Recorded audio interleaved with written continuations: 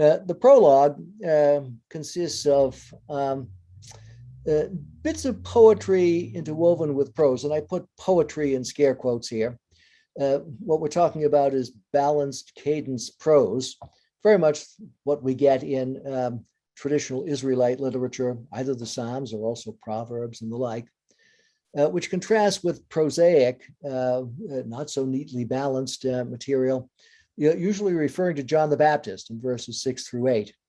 Poetry again in verses 9 through 14, and again John the Baptist in verse 15, and then poetry concluding. So this literary quality of the prologue has led many people to think, maybe there was a hymn that was in circulation before this gospel was written, and the author or authors of this text said, this might make a good way of beginning the gospel. I can adapt it and use it for my prologue. Entirely possible. Although we can't prove it, we don't have evidence outside of the gospel for it. What does this prologue do? It functions like what the ancients called a hypothesis, something that hangs in the front of a drama, or what might appear in the preface to a prosaic work. The summary of the plot before it begins. And that's what we have here in some ways. And it shapes the reading of the narrative. It highlights certain things that are going to be important as the narrative or the drama, however we want to describe it, moves along. And what the prologue does is to focus on the transformative result of encounter with Jesus. And I think that's very important, because that, I think, is what the gospel is trying to do, trying to get people to have a transformative encounter with Jesus as remembered in the tradition. And that's why the author has to reshape the tradition. There's something familiar that people have because they've read the Gospels or heard stories about Jesus, but he wants to say, just move beyond what you've heard and have a new encounter with Jesus. So what are the claims that are laid out in the prologue? That there's a connection between Jesus and God from the beginning, NRK, language that echoes the beginning of the book of Genesis in the Greek translation. And in the beginning was the Word, and this Word was with God, and this Word was God. So there's a very intimate connection between whatever it is that we encounter in Jesus and whatever it is that's ultimate in existence. The word that becomes available to us in this person of Jesus is transformative. It gave people the power to become children of God. This is something that's going to be illustrated in a particular way in that Nicodemus story, but it's also, I think, part of all of the encounters that we have in the Gospel of John, and all of the encounter that the Gospel of John is trying to effect with its readers, becoming children of God. And what does it mean to become a child of God? Well, we'll have to worry about that. The other striking thing, or one of the striking things about the prologue, is the word becoming flesh, pitching its tent among us. The skenosin is the Greek word, to pitch the tent. The word became flesh. And how fleshy is the word, and how important is it that the word is flesh? And then the contrast between Jesus and Moses. Moses brought grace, brought beauty and truth. Jesus brings something more. Right? What is it that's involved in this contrast? There are a number of themes, in addition to these main points that I think are part of the main rhetorical thrust of the whole of the gospel. There are themes that run through the text. And whether this text was composed as a prologue or adapted as a prologue, the connection between these themes and what happens in the text is extremely important. One was the connection of the word and light. And yes, we have light being referred to in chapter 3 after the Nicodemus episode. We have Jesus identifying himself as the light of the world in chapter 8 in the context of the Tabernacles festival. We have a healing of a man born blind where he is enlightened, and there's clearly a play on that notion. We have Jesus talking about walking in the light of the day, sounding a theme that appears in some synoptic sayings of Jesus, but here adapted in a new and intriguing way, and encouraging people to walk in the light. All of this, by the way, coming up in the first half of the gospel, the book of signs. Jesus referring to himself as the one who has come as the light, part of the summary of the whole first 12 chapters. After that, where is the light? Ain't there.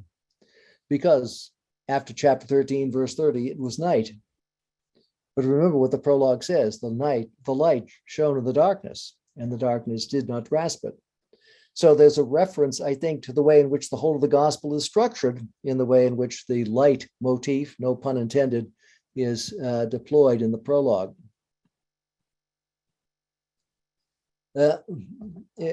Life is also something that is in the word, in the logos, and this is eternal life is the usual way it's referred to in the fourth gospel, as opposed to the kingdom of God language, which pops up a lot in the synoptic gospels and only briefly in the fourth gospel. Life, in any case, life eternal, comes from belief. It's associated with water. In the Samaritan woman story, life is connected with resurrection on the last day. There's a future resurrection that is part of the fabric of the gospel, as well as a metaphorical resurrection in the here and now. Life is something that comes with the bread that Jesus gives to eat. Is this a sacramental reference, or is it some sort of metaphorical reference? We'll have to worry about that. Jesus says part of his mission was to bring life. He came that they may have life and have it more abundantly. And Jesus identifies himself as the resurrection and the life in chapter 11, identifies himself as the way, the truth, and the life in chapter 14. And in his final prayer, talks about the life that the Father has given. So this too is a key motif throughout the whole of the text. And the text ends with the promise of life eternal coming from belief. So why this repeats, I don't know. In any case, the prologue also highlights conflict that we already alluded to. Conflict with the world that did not know the Logos. Conflict with his own that received him not, the Jews. And highlights the difference with Moses. The law came through Moses, grace and truth through Christ. So conflict is part of it, and conflict is going to be part of what the narrative is engaged in at some level. There's also a few things that aren't explicitly referred to in the same way that light and life and the like are referred to. The identification of the Logos and as Jesus as the Logos is implicit throughout the text, but not continued in the way that these other motifs are. That Jesus is somehow one with God is affirmed, but in a riddling way. First of all, in chapter 10, verse 30, that he and the Father are one, but the Father is greater than he in chapter 14. And then he's recognized as God, Lord and God, by doubting Thomas at the end. What are we to make of this claim? And then the business of being born again, born from God, is prominent in one chapter, but not explicit in the others. Why is that? We can worry about that, and we will have to do so in due course. Okay, I'm piling on a lot here, but I'm going to give you just a little bit more before we open it up for questions. The background of the identification of Jesus as the Word. Two important things. One is the tradition of the Shekinah, or the glorious divine presence of God, which is first reported on Mount Sinai, where the glory of God settled, and where Moses entered and saw that glory entering into the cloud.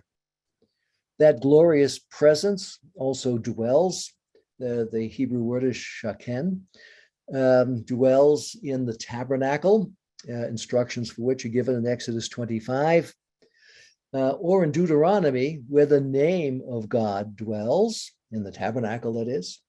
So either God's glorious presence or his name dwell, pitch their tent in some significant way in the place of worship.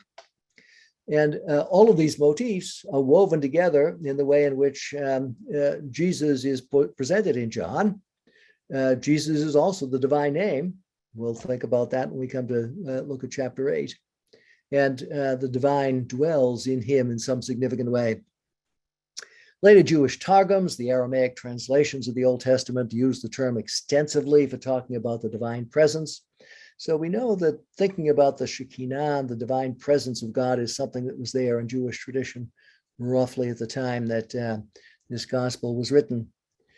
The other important strand coming out of Judaism that goes into this notion of the Word with whom Jesus is identified comes from the wisdom tradition, beginning in Proverbs chapter 8, where wisdom is a presence with God from the beginning.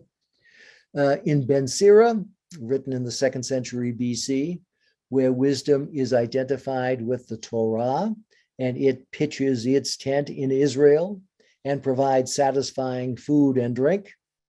All of these things are what is said about Jesus in the 4th gospel. That's what's being drawn upon by calling Jesus the Word.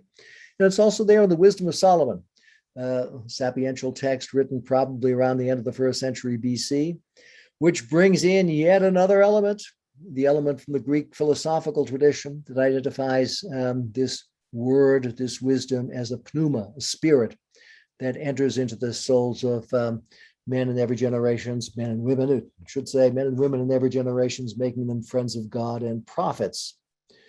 That tradition is lurking in the background and is brought to the table by a Jewish philosopher, Philo of Alexandria, living from around 30 BC to around 45 CE, who tried to synthesize his reading of Greek philosophy, both Plato and the Stoa, and the wisdom tradition and the Torah.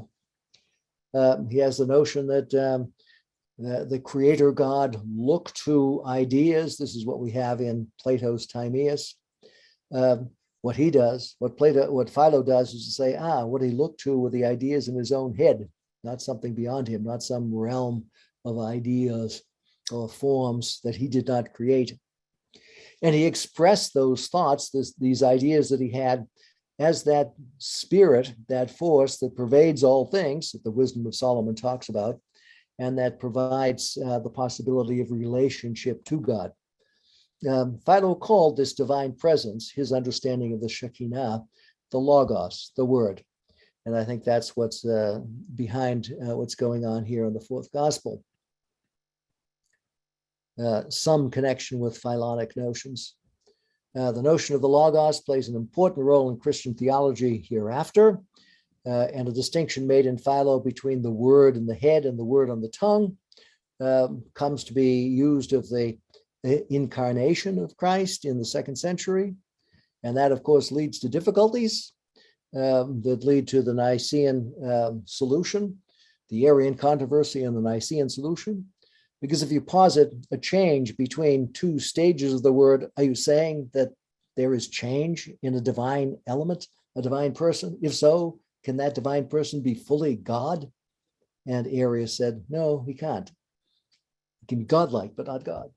So this is going to have a history in Christian theology, and that would be yet another course to take.